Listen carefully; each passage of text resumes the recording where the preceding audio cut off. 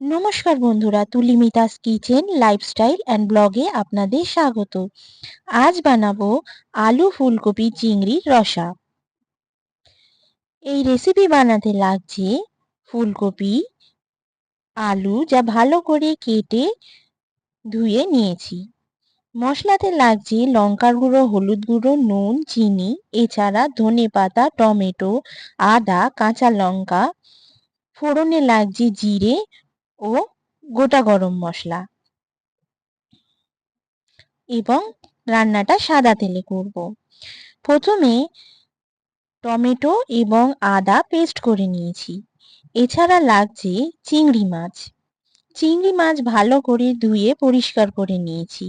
এতে হলুদ গুঁড়ো, নুন ও লঙ্কার গুঁড়ো, তেল দিয়ে ভালো করে চিংড়ি মাছটাকে আমরা ভেজে নিচ্ছি।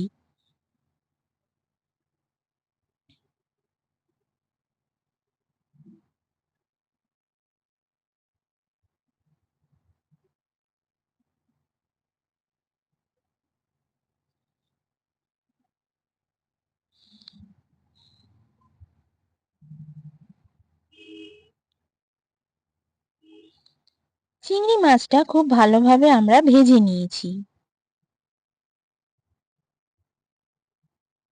এরপর গ্যাসে কড়াই বসিয়ে দিয়েছি। কড়াইটা খুব ভালোভাবে গরম হয়ে গেলে তাতে সাদা তেল দিয়ে দেবো।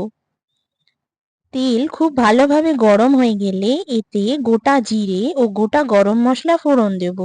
গোটা গরম মশলার মধ্যে দারচিনি, লবঙ্গ, এলাচ, জায়ফল ও জয়িত্রী রয়েছে।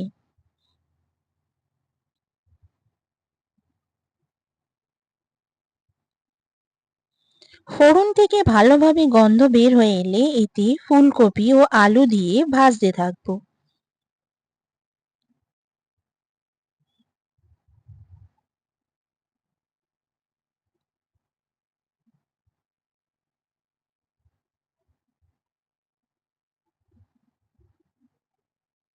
ফুলকপি এবং আলু খুব ভালোভাবে ভেজে নিচ্ছি।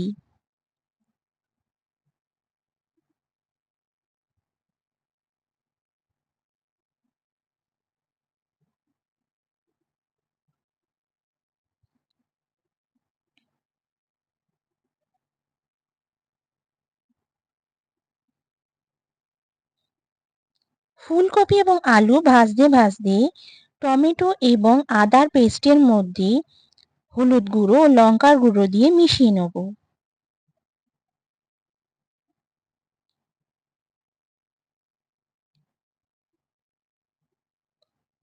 এবার এতে কাঁচা লঙ্কা কুচো এবং আদা টমেটোর পেস্টটা দিয়ে খুব ভালোভাবে ফুলকপি আলুর সঙ্গে কষিয়ে নিচ্ছি।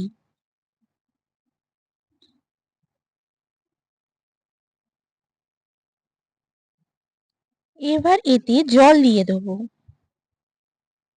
তারপর পরিমাণ মতো নুন ও চিনি দিয়ে ভালোভাবে ঝোলটাকে ফুটতে দেবো।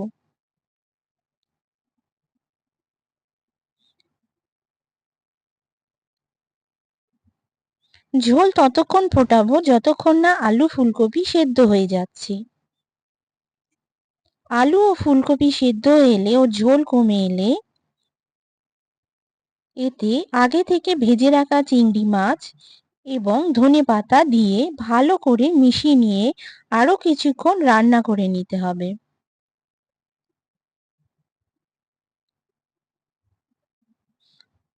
সবজি এবং চিংড়ি খুব ভালোভাবে সেদ্ধ হয়ে এলে এবং ঝোল কমে এলে আমাদের ফুলকপি আলু চিংড়ির রসা রেডি হয়ে যাবে। গরম গরম ভাত, রুটি ও পরোটার সঙ্গে আমরা এটা পরিবেশন করব। আপনাদের যদি এই রেসিপি ভালো লেগে থাকে কমেন্টে আমাকে জানাবেন, লাইক করবেন, শেয়ার করবেন ও সাবস্ক্রাইব করবেন। পাশে থাকা বেল আইকনটা প্রেস করে দেবেন। নমস্কার বন্ধুরা, আজ তাহলে আসি।